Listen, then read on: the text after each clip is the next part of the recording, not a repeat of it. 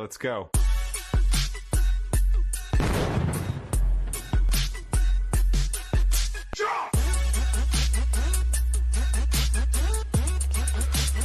Good morning. Good morning. How the devil are you doing this fine day? Hope you're all fit and well. You'll be pleased to know that today's show is going to be a bit less serious than yesterday. That being said, I left the show yesterday feeling both inspired and outraged. So my column on Monday will be all about the fallout from a demolition death, should I say. If that sounds like something that you might be into, then please make sure you're here on Monday because I'll be able to share the details with you. I'm just trying to find a button to press. Also, you can subscribe to our Demolition Insider website and email using the link that I'm about to post in the chat. Why isn't that working? That's better. And good morning, Steve Williamson, who's just joined us, and Mick Saunders as well, who have just joined us.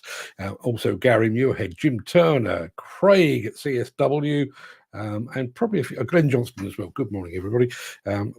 Appear to have problems with our Instagram connection, so I'm going to cancel that completely and ignore them for today because clearly that's not working. It is what it is. So yes, it is time, I think, to have another look at one of our mystery machines. Who's in the chat? I can completely ignore that screen today, which is really quite nice. Let's have a look. Good morning, everybody. Good morning, good morning, good morning. Chris Ford has just joined us. Morning, Chris. Just in time. Dan Cullen is here as well. And I don't know if he's going to be watching, but our friend Footy is not particularly well today, so get well to you, sir. Now, I did say that we were going to have another mystery machine, and we're going to right after this.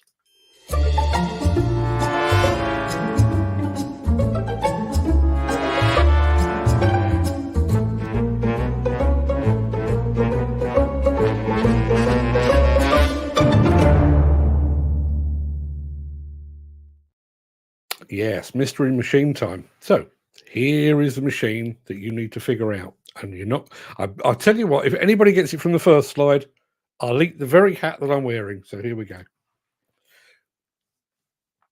Yes, it's some tracks. I'm not even sure I could tell what brand that is, and I know what brand it is. So if you've got any clues, then please let me know. We've got another 5 slides coming of that machine as we go along. So if you do get a chance to enter, please. It will get easier. It goes along. I absolutely promise you. But if anybody's got any guesses on what that might be, then please let me know.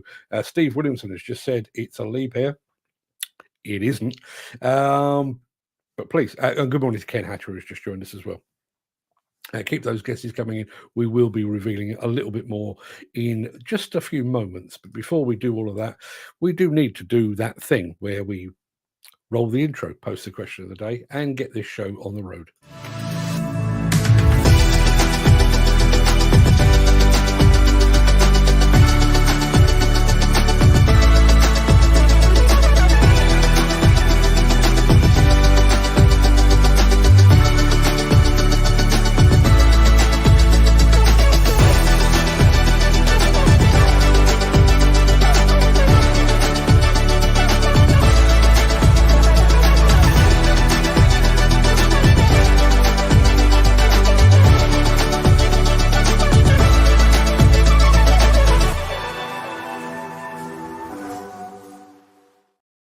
As I say, with our mystery machine, we've had one guess from Steve Williamson who says leap here.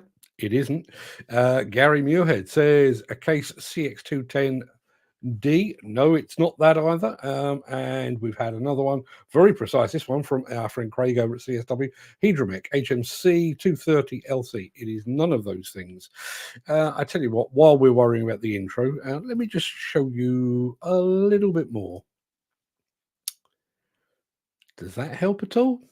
Does that help? We shall see. I'm going to take that off the screen right now because it is Thursday. It is Thursday, the 1st of February.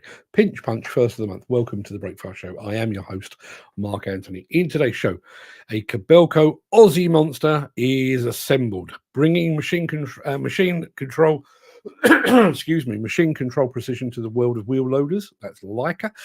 Your machine only lives twice with Caterpillar's rebuild program. Bobcat targets the compressor sector, and a dump truck like no other. And as I've already started, we do have our mystery machine for you to try and figure out. But before we get to all of that, we're going to peer back through the mists of time to see what was happening on this day in history.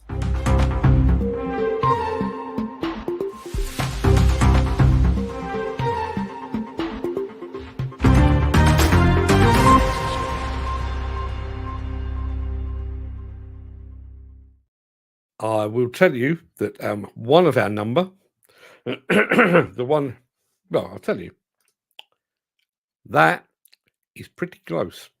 It's not right, but it is pretty close. Dan, it is not a Senebogen, and Chris, it is not a Volvo.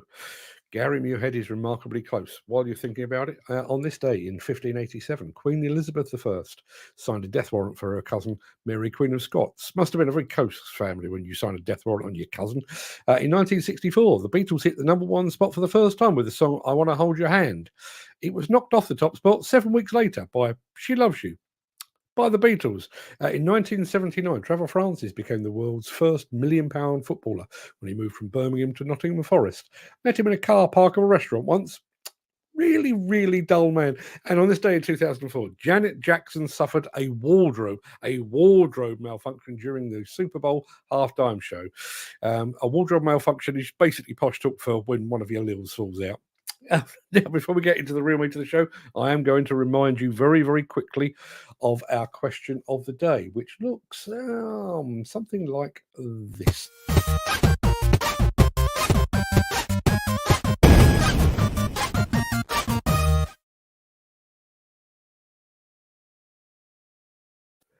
Yeah, very simple question of the day today. What was your first car? Not the one that you learned to drive in, which may have belonged to the driving instructor, not the one you borrowed from the parents, but the first car for which you paid cold, hard cash. What was it and how much did you pay? Personally, my first car was a VW Beetle that I bought purely because my dad had one when I was a kid. £1,000 I paid for that. And it was a good 30 years old at the time. And just as a small aside to that, I bought it from a guy in right by Clapham Common in London. My dad drove me and my then girlfriend, now wife, over to Clapham Common to pick up the car. We paid, we exchanged all the details and everything else, and then my dad drove home and I drove home in the Beetle. And about halfway home, I pulled up at a set of lights and I felt something rattle around in the back. Not in a bad way, but there was something in the back. So anyway, didn't bother worrying about it too much. Drove all the way home and then got into the back seat. And there in the back, or under the basically under the passenger seat, was a box containing some very, very, very expensive camera gear that my dad insisted that I give back. And I took it all the way back to Clapham Common, knocked on the guy's door and said, we found this camera gear in the car. And he said, I didn't even know it was there. I'm selling this car for a friend of mine. Didn't even know it was there.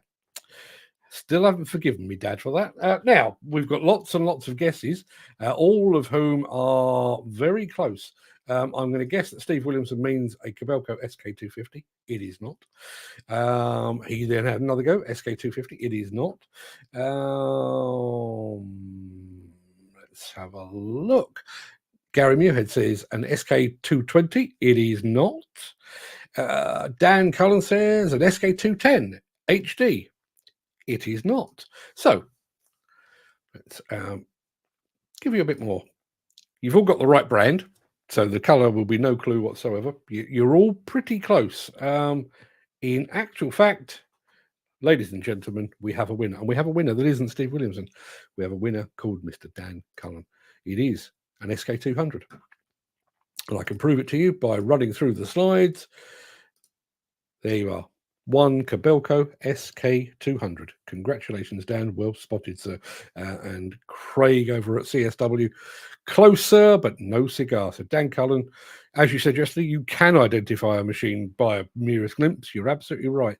We'll come back to the question of the day in a moment, but congratulations to Dan Cullen. I'm going to take that off the screen. And I'm going to do this. But keep Kobelco in mind, because they're going to be back in just a second.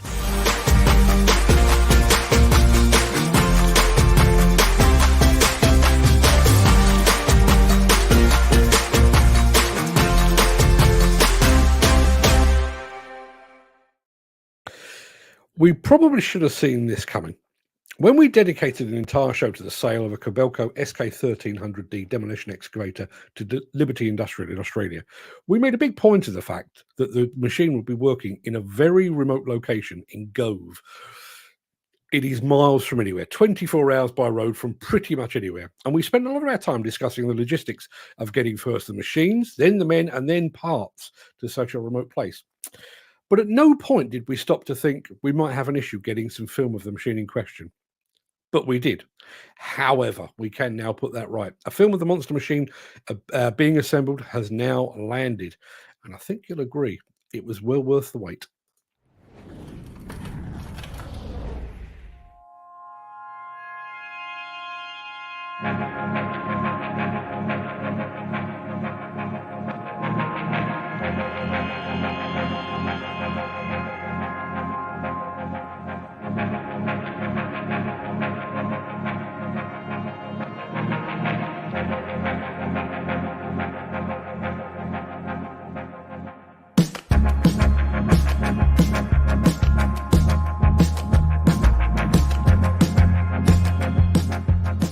Liberty Industrial specialise in industrial demolition. We're working in the most remote areas in Australia. It's extremely important to get the right tool. We can't just tap into resources locally. We need equipment that's not going to let us down.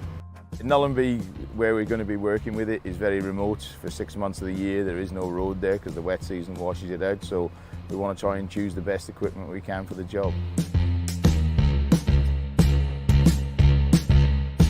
The machine's very modular. To see it go together was really impressive. I'd allowed probably 2.5 days to commission it for the first time. The boys started at 8:30 in the morning and we had the quick hitch in by 4 o'clock that afternoon, up in the air and running. It was amazing. Just shows that Japanese engineering and efficiencies.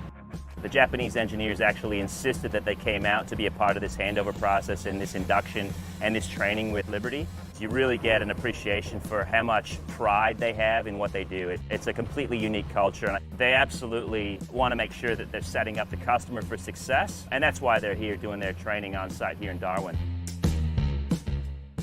Reliability, functionality. We're looking for efficiencies as well, not just in operation, but also in mobilisation and demobilisation, because we're moving these machines right across the country all the time. Really impressed with the Kobelco machine, how well it's been thought out as how it goes together quickly and easily. All the Kobelco high-reach demolition machines, including the SK1300, are designed with what we call the Next Connect system to allow it to break down into modular pieces that are 35 ton or less if required. It's incredible what Tom and the guys at Forecast Machinery have done to support this machine. It's only recently that Kobelco has approved this machine for introduction into the Australian market. It's a real honour to be putting this together for Kobelco Australia and Kobelco Japan. For us as a dealer for the NT to be a part of that, it's amazing. Loving the challenge. The unique thing about the SK1300 is that it's actually the largest machine that an OEM builds as a single solution. The fact that it's a factory machine with different configurations gives us the flexibility to use it on different projects at different heights with different sized tools. At the moment, Kobelco is the #1 selling heavy excavator in Australia. So while this is the flagship, it represents what we're capable of engineering and building, and it's kind of the pinnacle of what we do. This illustrates how building a quality product translates across the entire range. Logistically, the machine is brilliant. It strips down in a day. The build quality and the Japanese precision and engineering is second to none. I can't wait to get it out in the field and actually see it go to work.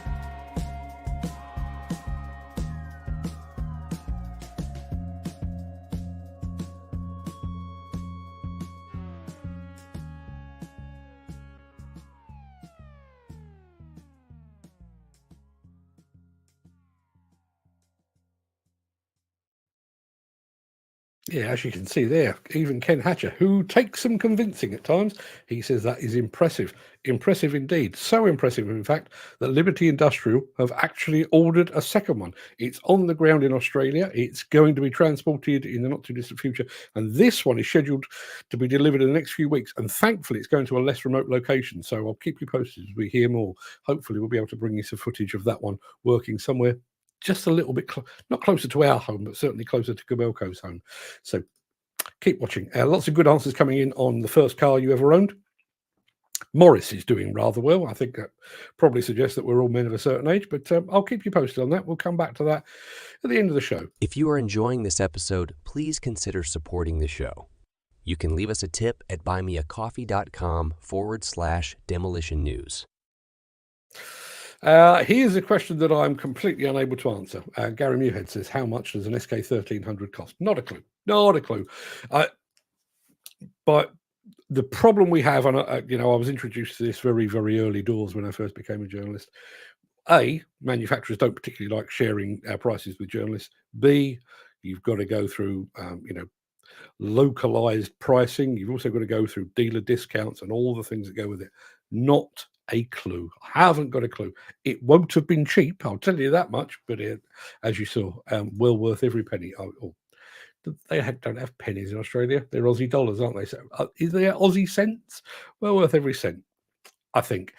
Now, machine control systems. Great for dozers, awesome for excavators.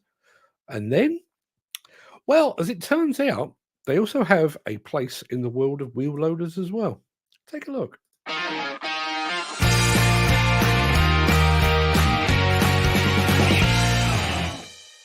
We finalized the transfer of all machine types over to the MC1 platform.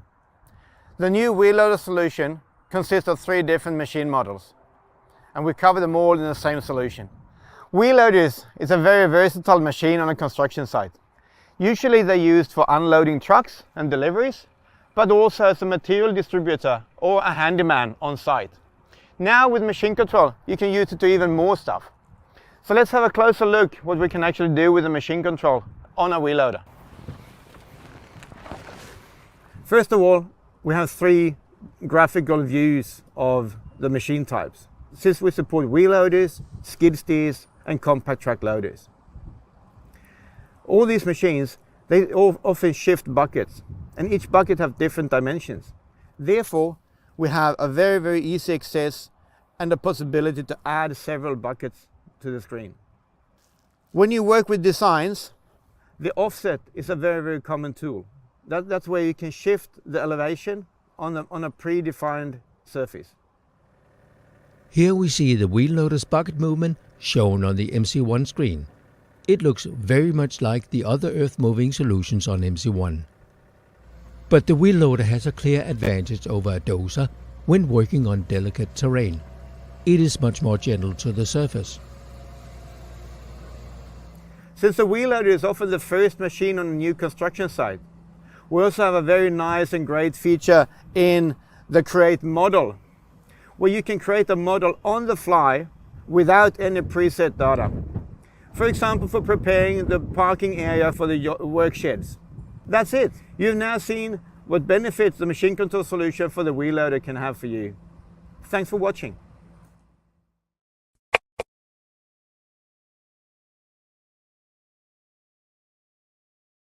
So, do we have any wheel loader operators out there? What do you think? Let us know in the chat. I thought that looked pretty damn smart, actually. Not entirely sure why I've not seen it applied that way before, but anybody's got any comments on that, please let us know. I'll be back right after this.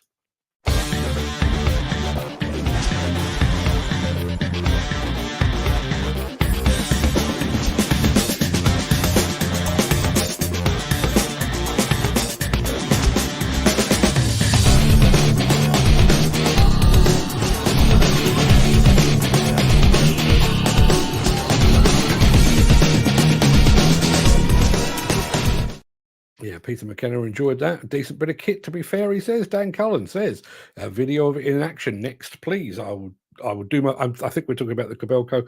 The call is already in. As I say, the issue you've got is, and I can't remember, was it Darwin or was it? I think it was Darwin. Once that machine, the Kobelco machine, arrived in Darwin, it then had to travel all the way around the very, very top of Australia to get there. And to get there by road, where there are no roads, is a 24-hour drive. So anybody wanting to go and film that, which I would love somebody to do, me included, you've got to drive 24 hours, probably stay 24 hours, and then drive 24 hours back. Not easy, but we are working on it. But certainly the other SK1300 that is going to Liberty Industrial, I think he's going to Queensland, which is obviously a little bit easier to access. So hopefully we should be bringing that to you in the not too distant future. And yes, it was featuring Fortress attachments. And why the hell not? If you're running a prime machine, why not run a prime attachment as well? That's what I say. Now, yes, I think at this point, we all know the economic and environmental benefits of rebuilding machines over the manufacture of new ones. But just in case you've been living in a cave these past few years, here's Caterpillar to remind you of the benefits of rebuild.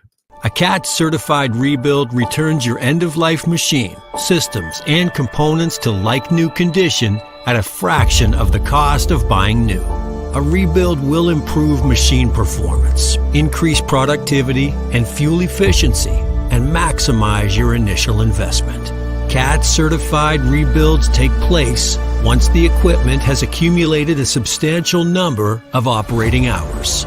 Consider early indicators such as service history, CAT SOS services, fuel consumption, and performance loss. Depending on the needs of your machine, there are several different rebuild options.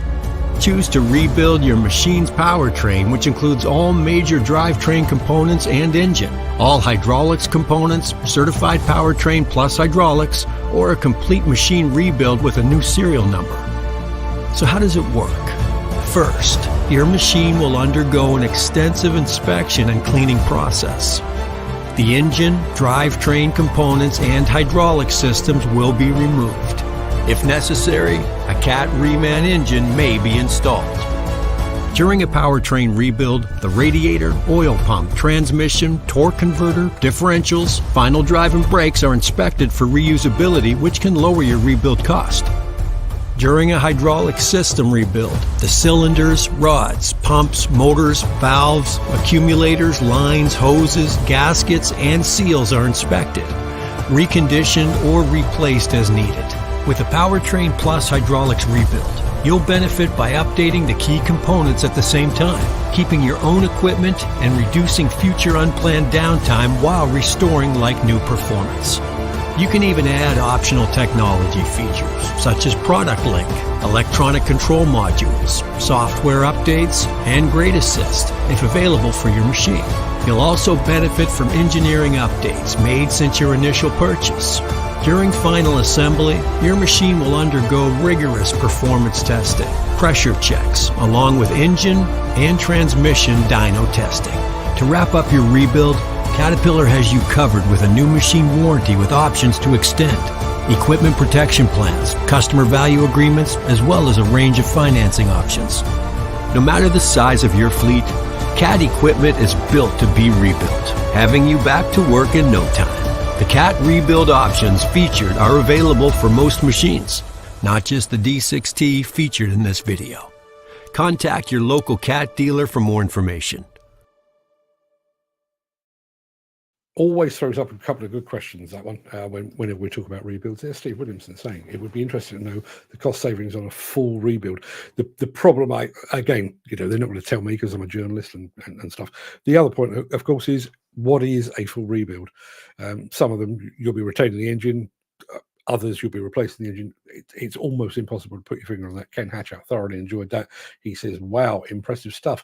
Mick Saunders says, not sure a new serial number on a complete rebuild would go down well with the purists. It's a bit like Trigger's broom in Only Fools and Horses. You've had the same broom for 30 years. So in that time, he's had 11 new heads and 15 new handles or something like that. I was actually going to mention, I've actually got a pair of brooms that they're on their second rebuild. I've already had them rebuilt once. Due another one fairly soon. Comfiest shoes I've ever owned. Not sure that actually applies to construction equipment. Now, Andy Dalville did actually ask, let me go back to his first question. Morning, guys. What have I missed? Been getting a low loader in and machine off. What you missed was the Kobelco SK1300 that is now at work down under with the fine folks at Liberty Industrial. So, yes, as you have rightly guessed, you probably do need to go back and watch. Let's have a look. Jim Turner talking about the rebuild. That's the real green way for machines. Rebuild and update what's already there. It's a really interesting point, and I'll come back to it in more depth when we get to the end of the show. But that is a really interesting point.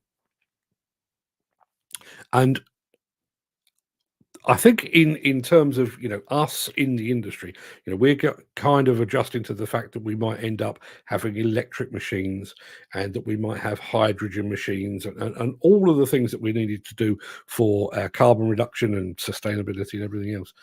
But are we heading for a period where, rather than producing tens and possibly hundreds of thousands of new machines, that the manufacturers actually shift their model to rebuilds more often? I'm not entirely sure of the value of rebuilding, say, a mini excavator or a skid steer, but certainly when you get to the bigger machines, I do wonder if that's got any value at all.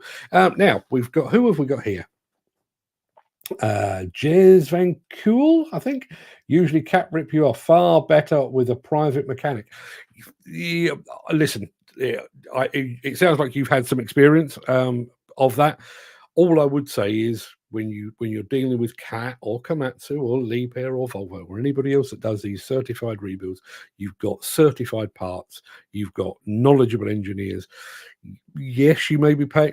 Let me put it like this: if you had a Rolls Royce, would you take it to your local mechanic to get him to rebuild it? Not sure you would. Dan Cullen loves the Cat and says impressive video.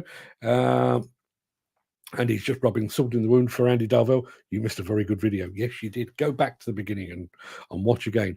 We'll come back to all things rebuild at the end. But I do want to say, as I've not seen a Jez here before, you are entitled to a bit of this. Good morning and welcome. Your name looks Dutch. Are you watching from the Netherlands or Belgium or somewhere like that? Be interested to know, but thank you very much indeed for being here. And that was your welcome confetti. Ken Hatcher says, Lionel Whitnell does a good rebuild. Look at the dozer he's doing. But again, he's doing that for himself, isn't he? I guess. And I missed by a good 15,000 miles or so. Jez, who I guessed was in Holland or Belgium, is in Australia.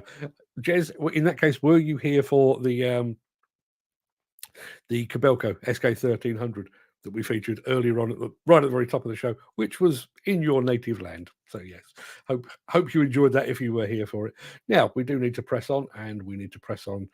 I've got something so good after this. Please stick around. But let me do this first. Since the finance bill came into effect in April, the construction industry has seen a surge of fuel thefts.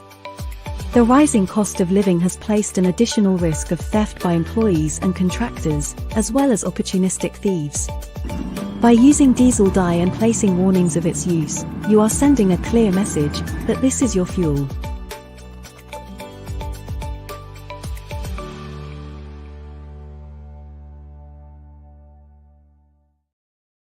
On yesterday's show, we showed you the Duratray dump truck body liner that is in contention for an innovation award at Intermat in just a few months' time. Now, if you were watching closely, and I know a lot of you were, you would have seen a multi-wheeled rigid dump truck that looked like something from a science fiction movie, or as I think Andy Dalvell said, it looked like something straight out of Thunderbirds. Well, we tracked down a couple of videos of that hauler in question. One that showed it being built and another showing it in action. So given the fact that I have nothing better to do of an afternoon, we've spliced those two films together for your viewing pleasure. Ladies and gentlemen, boys and girls, meet Rex.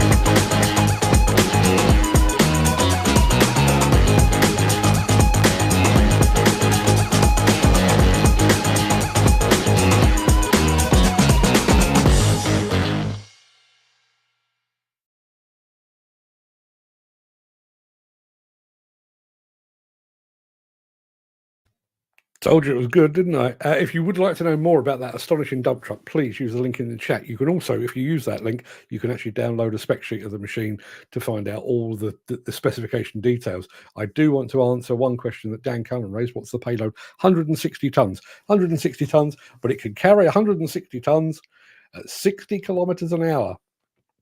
Must have some proper brakes on it. Let's have a look. Dan is going, oh, wow. Peter McKenna says that looks a fair bit of kit. Doesn't have cat or bell on the bonnet either. No, it certainly does not. It does, however, I'm fairly sure it's got a Cummins engine in it, if I remember rightly. I may be wrong about that, but go and have a look for yourselves. Peter McKenna says, we'll be well suited to the moon. It does look like it's been taken straight out of a Thunderbirds episode. Is our new friend Jez.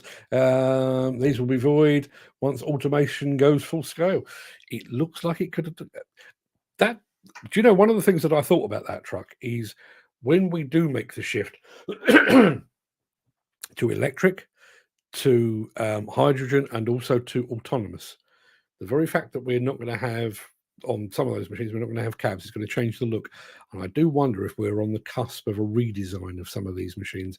And I do wonder if that is one of the ways that we're going to go. You know, we're going to throw away the old style of doing things. You know, those big boxy looking rigid dump trucks like the Cat 777, which is a tremendous machine. Don't get me wrong, but they have looked that way for 50 years, possibly more. Is it time that we went away from that? And anybody that's watched this show in the past will know that Rex machine, there's an XCMG machine that runs on, I'm fairly sure it's a hydrogen. And it's very similar to that. It's elongated and so on. There's lots of talk about the big track. Anyone remember the big track from the 70s, 80s? Remote control that you could drive around your house? Looked very, very similar to that. Mick Saunders, rather too much information, says the speed and weight capability is giving me something I've not had in a long while, and without the Viagra. Well, it's nice to have you up in the morning. That's all I can say, Mick.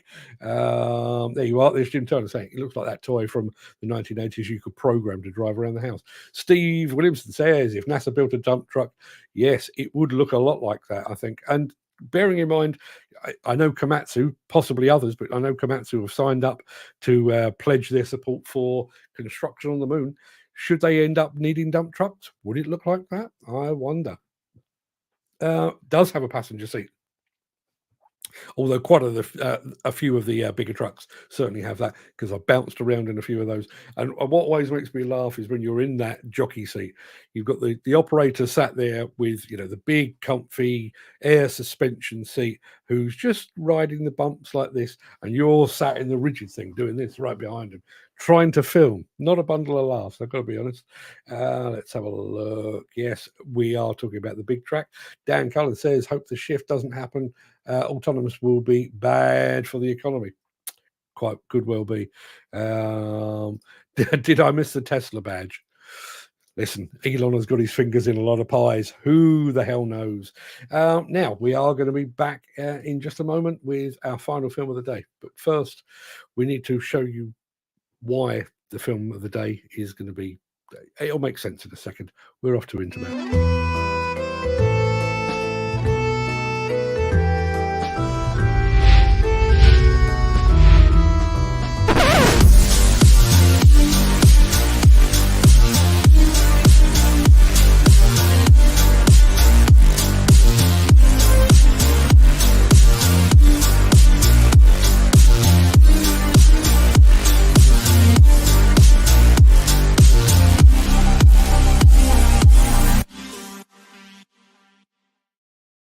Yes, it is time once again to look forward, look ahead to the year's big exhibition, Intermat in Paris in April. Bobcat will be there in force again, and the company will be bringing its usual heady mix of skid steers, compact wheel loaders, mini excavators, and telescopic handlers. But they'll also be bringing some of these.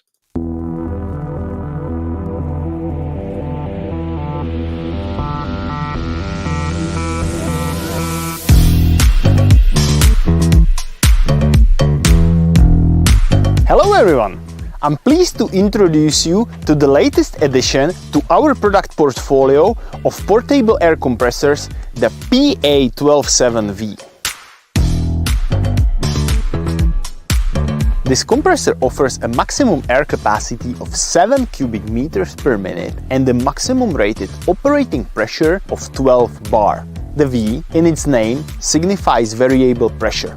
Setting a new standard in its class, the compressor stands out as the most versatile, powerful and reliable option in the market. It is ideal for various applications such as general construction, abrasive blasting, pipeline pressure testing and powering handheld pneumatic tools. Now, let me show you why we consider this machine to be most versatile in its class, showcasing its exceptional power and capabilities. To tackle these demanding tasks, you will need considerable power to back you up.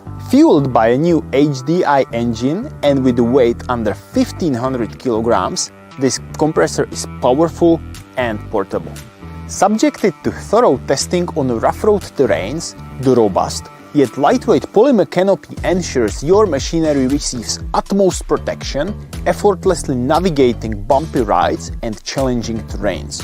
Once on site, anticipate exceptional performance under any conditions, delivering solid and reliable results every time. The user-friendly design extends to the covered control panel, featuring conveniently positioned physical buttons for easy and intuitive navigation.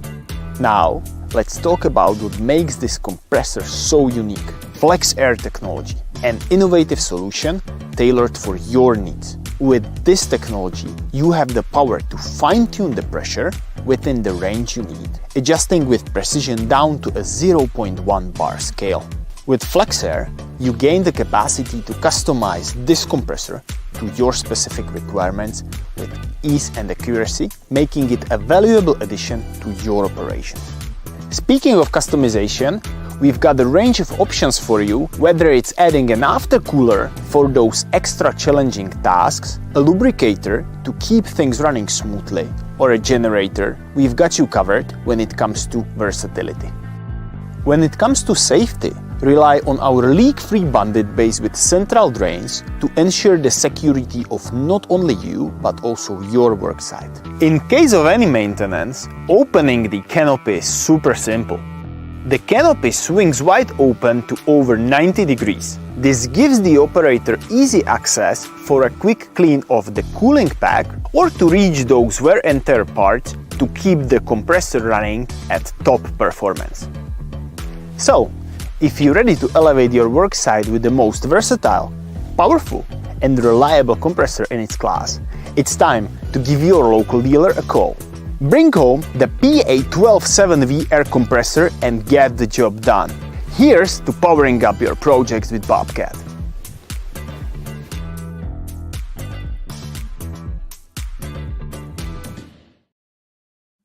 Love the guy's enthusiasm. He's a bit like a Czech Republic Peter Haddock.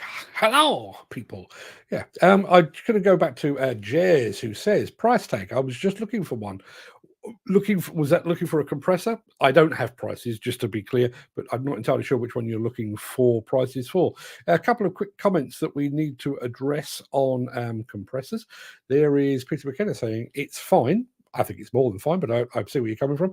But it's time they made them with a wider wheelbase for road use. The amount that overturn on the motorway is unreal. And in a similar vein, Dan Cullen says, looks nice, but why do they use these? Do these on car-type wheels as they're towed by bigger vehicles like trucks, dumpers, and what have you? All good questions. And there's Peter saying, I agree about the wheel tyre usage too. Lots to discuss. And we've also got to get into your first cars as well. So we'll do that in just a moment, because that pretty much wraps up the main part of this morning's show. I'm going to roll the outro in just a second before leaping gazelle-like over into the chat to see what you're all saying today. If you can't stick around for that, then please stay safe. Look after yourself, your family, your friends, and your colleagues. But if you do have the time and the inclination, please stick around, because I'll be back with the Craic immediately after this.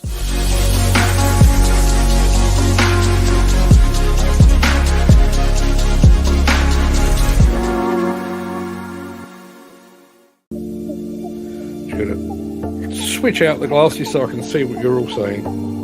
I've even cleaned them for you this morning. Let's take that sound way down, because we've got lots to get through.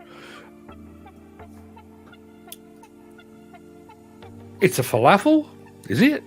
I don't even know what that relates to. Right, let me go right. Oh, blimey, loads and loads. I think, in actual fact, our friend Craic at CSW was actually online before I was. Good morning to you, Craic. Thank you very much indeed for joining us. For those of you that were latecomers, including our friend Andy Darville, that was the mystery machine people had to deal with.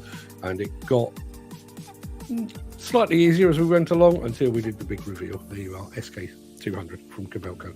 That was our mystery machine of the day. But if you need to, or if you would like to see the SK1300D, the demolition excavator from, obviously from Kobelco, but now in use down in Gove, down under, with the fine folks at Liberty Industrial, you'll have to go back to the beginning of the show, which you'll be able to do almost immediately after we end. Who else do we have here? We have Jim Turner. Morning, Jim. Hope you're fit and well, my friend. Speaking of fit and well, had a message today.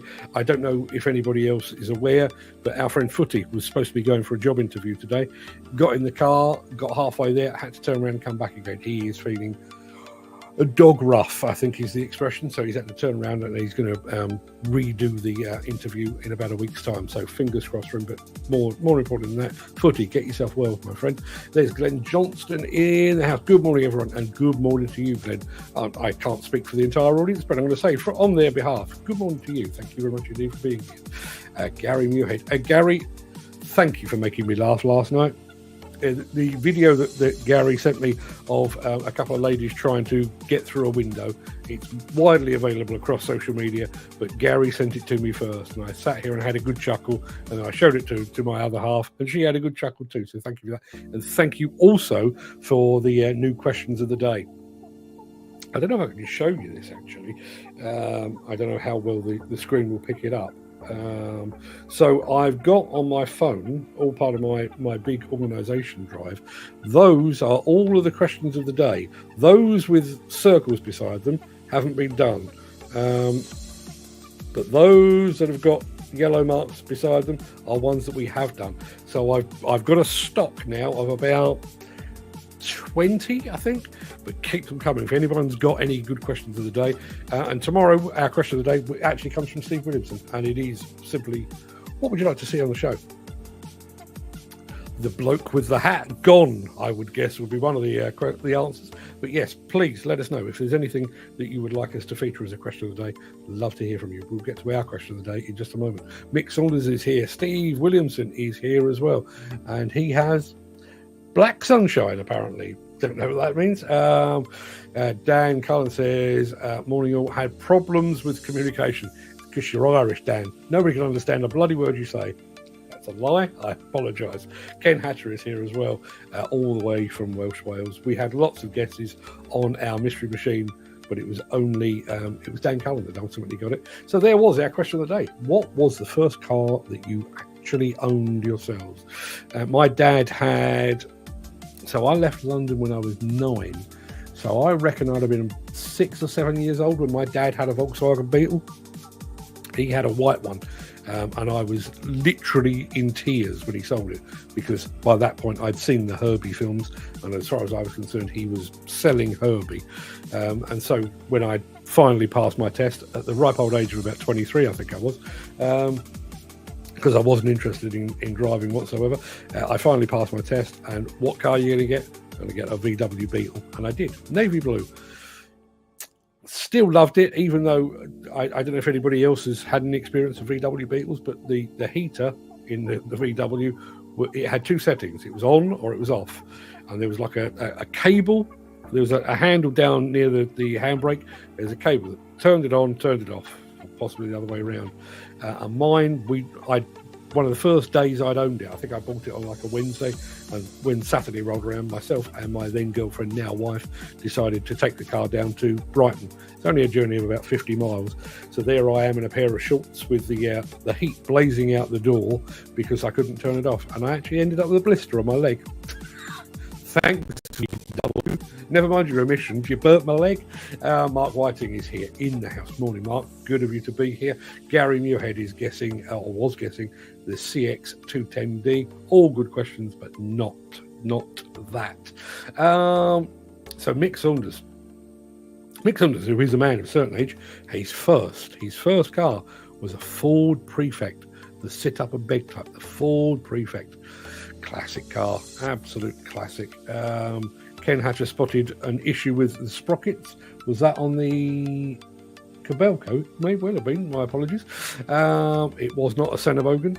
It was not a Volvo either.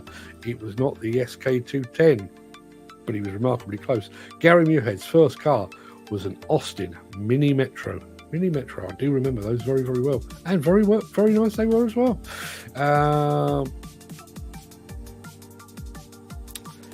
Let's have a look. Heard this morning the CMA are on the verge of digging their claws into a few companies soon. Mick, I'd love to hear more about that. We heard, or I say we, excuse me, we heard, even while the previous investigation was going on, that there was more to be had. And I understood on fairly good authority that the CMA was certainly having a bit of a dig around demolition companies in Scotland. Never had that fully confirmed, but I have heard that. But as I've said on this show before, and bearing in mind it will soon be the first anniversary of those £60 million in fines that were levied against 10 NFDC members, March the 23rd will be the first anniversary of that.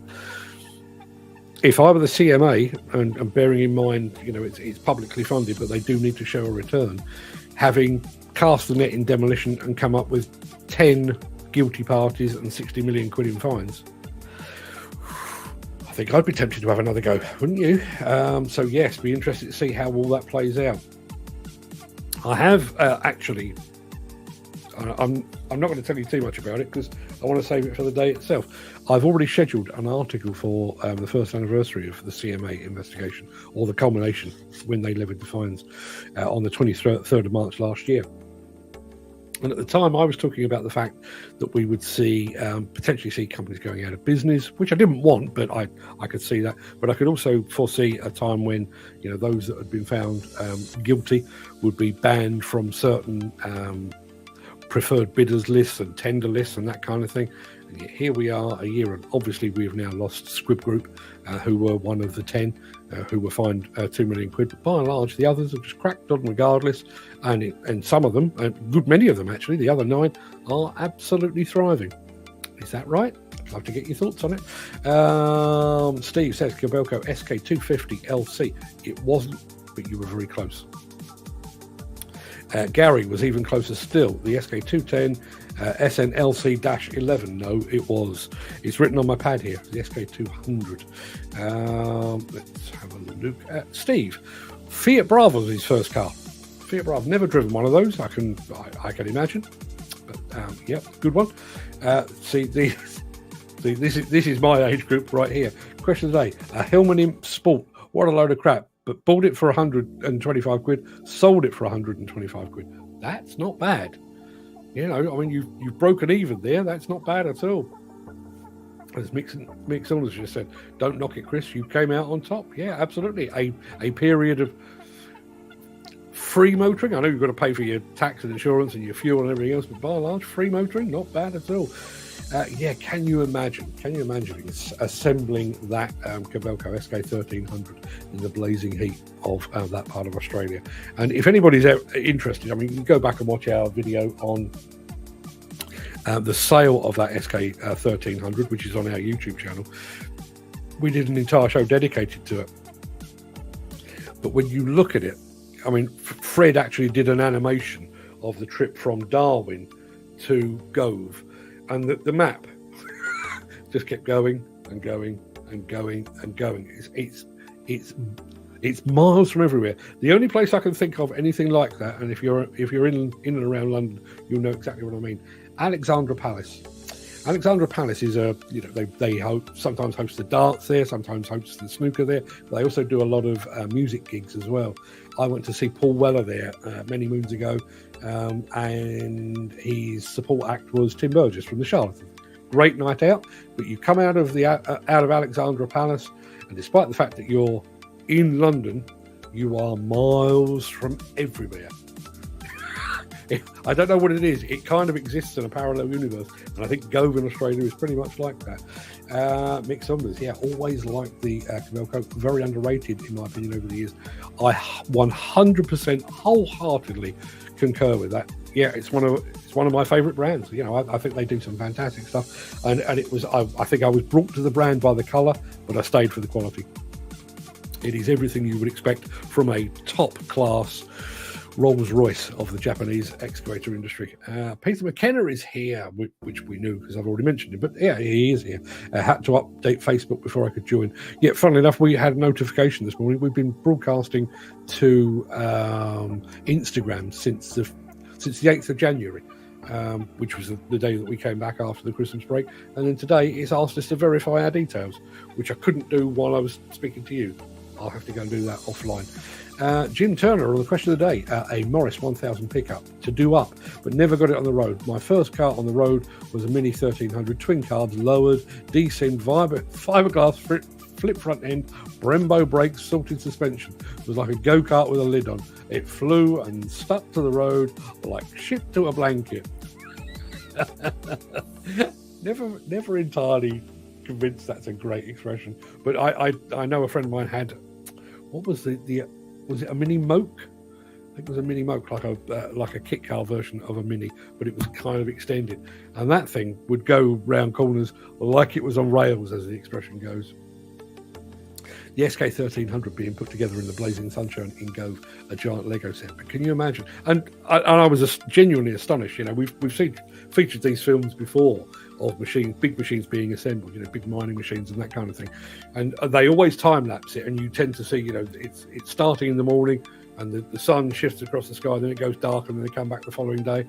With that, they started in the morning, and they were all done and dusted and ready for dinner. One day to assemble a machine of that size. Unbelievable stuff. So hats off to the engineers that did that, but also to the people that built it. You're working to some very fine tolerances, and then shipping it from Japan to Australia, round the top of Australia, and when you get there, unlike IKEA furniture, all the bits are there and they all slot together. Something of a relief, I would imagine. Peter says he's drooling, better than my 13-tonner at Manchester. Yes, better than most excavators, I think. And there is Peter again, talking about his first car. Morris Ital, 1.3, paid 50 quid. It was a beast at rallying. Were you supposed to be rallying, or was it just rallying around the roads in Preston, I wonder? Ken Hatcher, very, very impressed with the SK1300. Steve Williamson says, would love to have a go on a high reach. Surely a man of your caliber should be able to arrange that kind of thing. If anybody is watching from the Demolition fraternity and they would like to give somebody with a very, very big Instagram and TikTok and social media profile a go on one of their machines, and I'm sure he would film it, and I'm sure he'd make you look very good, have a word with Steve. You can see him there. Who else have we got here? Mick Norton is in the house. Morning, Mick. Good of you to join us. How much does an SK1300 cost? I don't know. And it would make your eyes water, I'm fairly sure. And by the time you've added in the attachments and the quick couplers and all the stuff, absolutely painful, I would imagine. But imagine being able to sit back and saying, SK1300, I own that. Would be nice. Peter says, closest I've got to a high reach was a Terex Fuchs 390 with a 24.5 metre boom. Still quite a beast. Mick Norton, we're talking about cars again. Question 8. Austin A35 KFX 653, complete with starting handle. Complete. You young whippersnappers will not know the joys and the agony of the starting handle. Personally, I do not either. I've never used the starting handle at all, but I can only imagine. We mentioned Leica applying their machine control technology to the wheel loader world, and Steve, obviously, as we know, is a fan of all things machine control, GPS, and all the things that go with it. Getting the maximum efficiency out of a machine. Why would you not apply that to your wheel loader? If anybody is a wheel loader operator, I'd love to know what you think of that. There is Andy Darvell, who came late to the party and will now have to go back and watch that SK1300 being assembled. We featured rebuilds. Caterpillar, who has been in the reman business for forever. And I don't know if they mentioned it in the film. I'd kind of zoned out because that was the third time I'd watched it. But I'm not sure if they mentioned it. But one of the other points that is worth noting on a rebuild is the fact that in many cases you are getting back a more recent spec machine than you started with. So if there are component parts that have been upgraded and changes to the engine to bring it up to a latest specification on emissions and that kind of thing, when you go through that rebuild, you get the latest spec. So yes, the body might look like that generation, but it's actually that generation, if you see what I mean. And obviously we haven't had to build new machines, which brings me back to the point that I was making. We are all, in a very small way, as private householders, we've done our bit. We've all got our recycling bins outside our front door, and we drop our whatever designated waste that we have that goes to recycling. So we've grown accustomed to that, and we are all making changes, energy saving, light bulbs and that kind of thing. We've spoken a lot about, as users and owners and purchasers of construction equipment, the fact that we will need to embrace electric or hydrogen, or possibly a combination of both, possibly biodiesel, in order to tackle our carbon emissions. But I wonder about the manufacturers. I wonder if the manufacturers are actually looking at that, thinking, well, the best way to reduce the environmental impact of the machines that we make is to make less of them.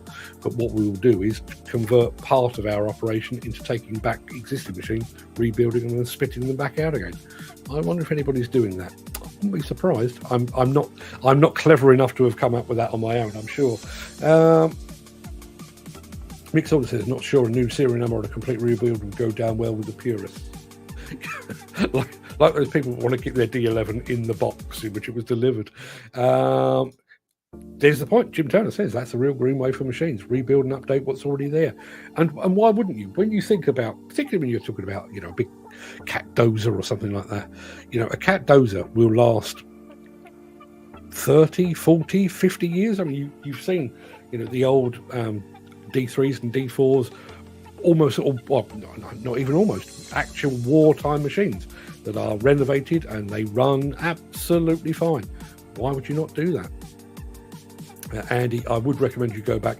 You can ignore the bit at the beginning, which is this guy. Ignore that. Skip straight ahead to the SK1300. Well worth it. Ken Hatcher reckons a rebuild is half the cost, apparently. And do they offer a machine for you to use while it's getting a full rebuild? Not as far as I know. Although I would imagine, if you are a customer, I'm not going to speak for Finning here because that's the UK dealer, but I would imagine if you are the user of a D11 and you've got a fleet of Caterpillar equipment, I'm sure you could come to some arrangement on a rental to fill the gap while your machine is away being rebuilt, because I don't suppose you'll be rebuilding a D11 months, isn't it? You're not going to do that in a couple of days. Our friend Jez, all the way from down under, says usually cat rip, you are far better off with a private mechanic. You'd have to know a very, very good private mechanic, I think, to entrust with a machine of that ilk. And there's Ken Hatcher saying Lionel Whitnell does a good rebuild. Look at the dozer he's doing. But this is Lionel, if you're watching, I mean this in the nicest possible way. By comparison to what Caterpillar do and Liebherr do and all those others, what Lionel does, he is almost a hobbyist, and I realise his hobby is his job, and I mean that with the greatest respect. But if you think about how Caterpillar will rebuild a D10, D11, it will literally be, the same tooling, the same genuine specified parts, a different animal entirely. Jim Turner says Lionel Whitnell is the fellow that prides himself on looking after his kit. Respect to him, yes, ultimate respect to him. Although the machine or my Stream Deck didn't exactly play it right, that should say Rex, not R.XX, but Rex. That was the big multi-wheel dump truck. I'm just looking at it over. I can probably share that with you actually. Let's have a look. Share screen. There you are.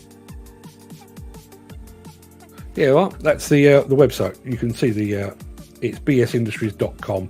But you can see that's the truck. 160 tons. And as I say, you can actually grab yourself a brochure as well, so you can have a really good poke around and find out exactly what that machine is capable of. I have to say, I was very, very pleased when we found that yesterday, because really does look the part. And there's Dan Cullen saying exactly the same. Oh, wow, he says. Peter McKenna, that's a fair piece of kit. Doesn't have a cat or bell on the bonnet. It does not. Completely independent, as far as I'm aware. Well suited on the moon. Wouldn't that be great, eh? Wouldn't it be great? And on the same line, Steve Williamson says, if NASA built dump trucks, if Carlsberg made dump trucks, it would look like this. Who else do we have here? Lots of chat about the Big Track toy from back in the day. Dan Cullen's first car was a Renault 4.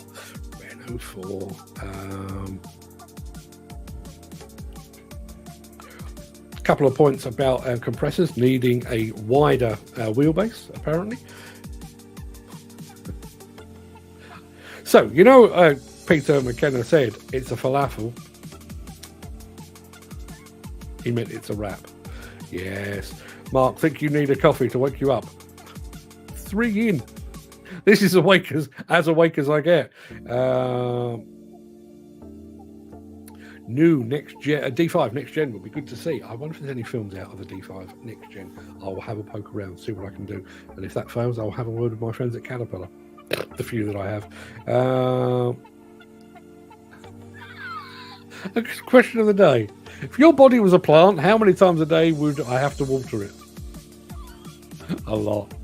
And water wouldn't do it. Tea. Lots and lots of tea. Peter McKenna says the Morris Ital was also extremely well built, like a tank. So much so, my mate had a Ford Orion and he ran at the back of my car at speed while I was stationary at Satellites. The Orion was a write-off and there was only a minor dent in the steel bumper of the... There were cars like that back in the day, weren't there? Who remembers the choke to start your car? I do. Yeah, and the VW Beat was one of those. And there was a knack to it. It wasn't just a case of pulling the choke out. It was a kind of a there. That's it. That's the sweet spot right there. Yeah. Now I get in my wife's car and I press a button and the car bursts into life. Let's have a look. That wouldn't surprise me. It'd be interesting. Would it be construction companies? There seem to be a lot going on in construction too. Not sure what that relates to. Peter McKenna says, Mick Saunders, meeting the fellow who told me at the weekend he has handed his resignation into his firm. Oh, be interested to hear. I'll be listening out on Monday, Mick, but let me know, would you? Peter McKenna, heard it from a good source this morning. The Inland Revenue are gunning for self-employed construction workers deemed to be employed by companies rather than actually being self-employed. Could be the biggest shake-up of the industry in years. Many companies now choosing to employ staff rather than take them on a self-employed basis. Personally, I don't, let me be clear, I don't want the Inland Revenue chasing individual workers, but getting workers back on the books, listen, I'm all for it. All the employee benefits, actual contract, some degree, and I realise it's only some degree of job security. We'll be talking about this on the 21st, and I have a slide. I do have a slide somewhere. Let me get rid of that.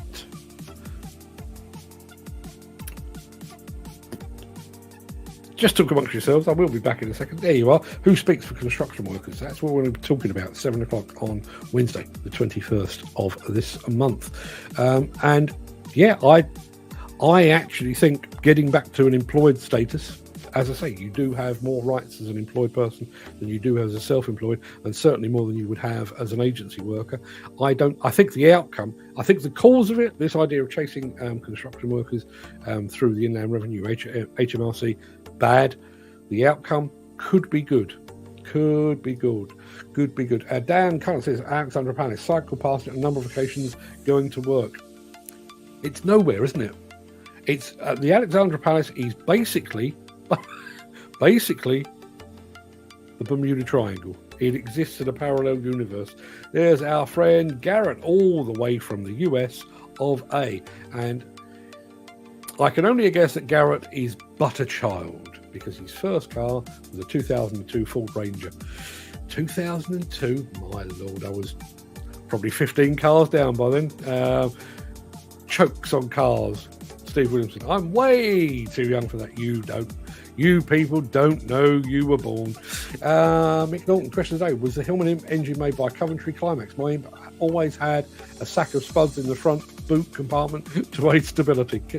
And I do remember I had on loan a very early, back when I was on a construction magazine, Contract Journal, didn't have a company car. So every once in a while we would reach out to car manufacturers and they would loan us a car that we would test. And I had a very early Nissan pickup. And the thing was, I pulled up at a set of lights and I had about 2 seconds of what's going on here, because the horizon seemed to be shifting, and the reason the horizon was shifting was because the back end was gradually overtaking me. I can get rid of this off the screen and I can show you. The back end was I ended up, rather than being face on to the, face on, rather than being face on to the lights, I was sat like that. And the only way to overcome that was to pop to my nearest B&Q and load up with paving slabs. That kept the back end down. Dan Cullen had a Ford Cosworth for a few years. And you live to tell the tale. They were some seriously quick piece of kit. I think Budge used to have a load of mini mokes for their engineers on one of the motorway jobs my dad was on. They may well have done. And I do remember going on a job once.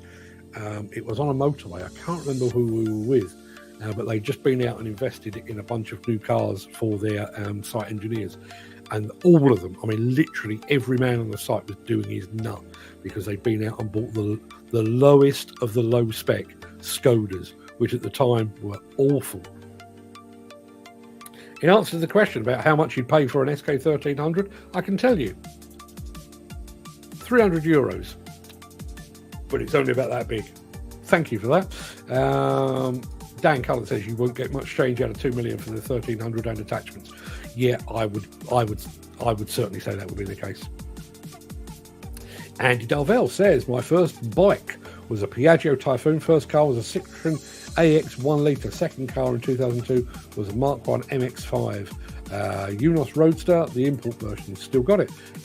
It's S Limited edition, red leather interior, Bilstein suspension. Only 1,000 were made, which means a lot to me. MX5, always quite fancied one of those. Chris Ford says, years ago, if you had a car that did 0 to 60 in 10 seconds, you had a fair beast. Most modern cars are faster. If you're allowed to follow an old car down the road, the exhaust fumes would choke you. Never bothered you when they were new. No, absolutely. And I saw I can't remember what it was. I saw a car the other day that does 0 to 60 in 1.8 seconds. I'm not even sure I can hang on that long.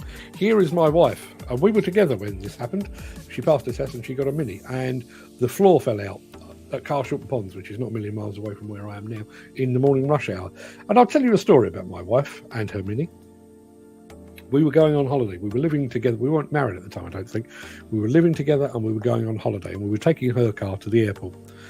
And my wife, being my wife, had basically not put any fuel in it. So we came out the end of our road and the car conked out. I said, well, get behind the wheel. Obviously, there was no steering lock on the thing because it was 1,000 years old. And I said, there's a petrol station at the bottom of the hill.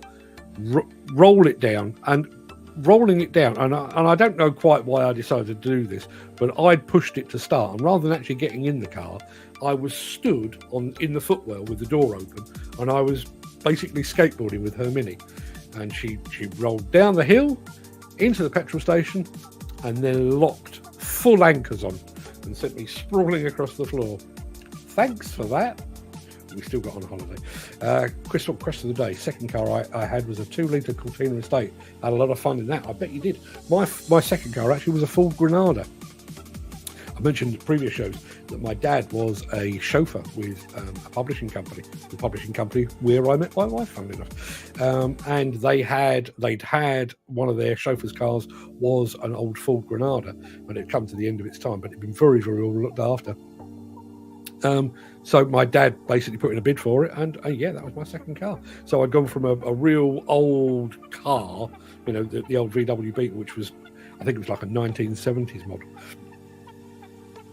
And I suddenly had this new automatic, big, comfy armchair seat, thought I was the bee's knees in that. Mick says, gents, got to leave. Have a good day. Please stay safe. Keep you posted, or updated rather, over the weekend. Cheers, Mick. Thank you. Have a good day. Mick Norton says, spark plug, gap and distributor setting, TDC tappets, and using the wire tights to replace a snap fan belt. They don't know they're born today. You're absolutely right. I've never done the tights, but given the fact that she's in the chat, and she'll back me up on this.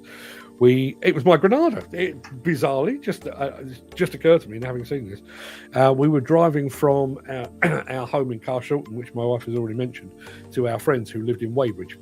Journey of about 12 miles, I guess. No big distance at all.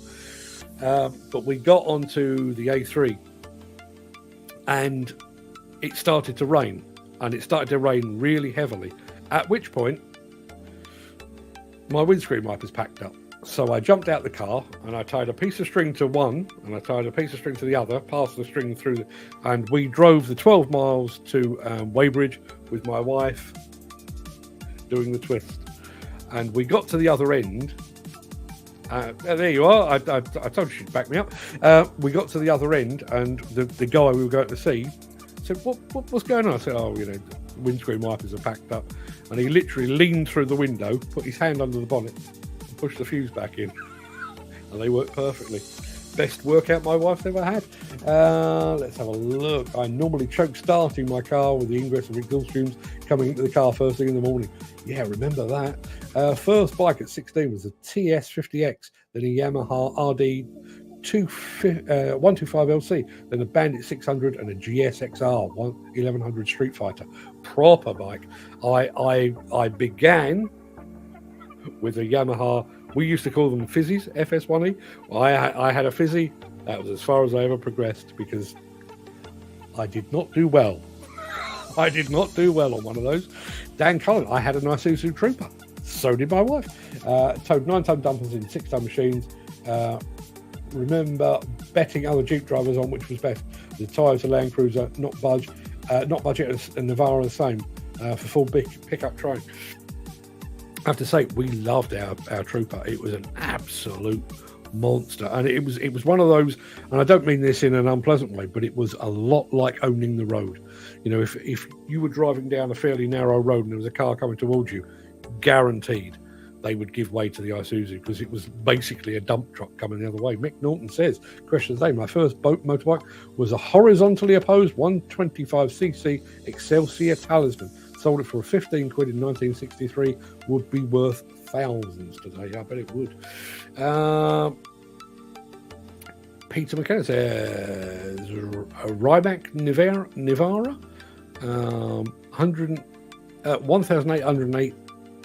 1,888 brake horsepower, 0 to 60 in 1.8 seconds. Seconds rather. Fastest road legal production car. I think I'd end up in the back seat. I think you'd floor that and you'd go. Let's have a look at that. I just was even had a back seat. Richard Hammond crashed the Romac car before this model was produced. I remember it well. Yeah, I remember it well. I say I remember it well. I remember Richard Hammond crashing a good many cars over the years, actually. So there we are. Right, people. It is from. I'm just going to check. It is Friday tomorrow, right? It is Friday tomorrow. So we'll be back with more of this, but one of the things that we do want to do is we'll be throwing open the airways. So one thing is, the question of the day will be from Steve Williamson. What would you like to see on this show? If there's any changes you'd like, if there's anything you'd like to bring in, drop out. I'm really starting to tire of the on this day in history. I think it slows us down. I would rather do the intro and then get into the mystery machine. That's my feeling. I'd love to get your thoughts on it. I want to say goodbye to Peter McKenna, who's just walking out the door. Have a good day, my friend. So that will be that. But also, I'll be sharing with you the link to the show. So if there's anything that you would like to air, whatever that might be, if you want to come on the show and actually be part of the show, appearing here in person on video, you can do that as well. I'll share that with you tomorrow. Before we leave, I'm just going to throw this one up. Jim Turner, I put a 2.8 ton Trooper engine in one of my Land Rovers. Great conversion. I bet it was. Beast of an engine. Absolute beast of an engine. Chris Ford, will Friday be the last day in history? Possibly. Possibly, as I say, listen. If there is a lot of people out there that like on this day in history, and I know Peter McKenna often joins in with that. If you want us to keep it, I'm more than happy to keep it. But I just think it kind of slows us down. It was introduced for a reason, and that reason was basically to allow stragglers to arrive on the show. But by and large, our core audience. Well, our core audience actually watches on replay anyway, but the people that are here every day, they're here bright-eyed and bushy-tailed. We don't need to slow the things down. So if you think we can drop that and just switch the order around, so I'll arrive, quick preamble, roll the intro, get the question of the day up, do the mystery machine, and then we'll crack straight on. That's what I've got in mind. Let me know what you think. Craig says, I'll come. Craig, look out for tomorrow. We will be posting the link for the show. If you'd like to come on the show, please feel free. We'll do a couple of videos first, and then we'll throw it over to the audience. Dan Collins says, have a great day, guys. I'm job hunting. In that case, Dan, very best of luck with that. Hope you find yourself a decent seat and a nice comfy one as well. Until then, everybody, have a great day. I'll see you on the morrow. All the best.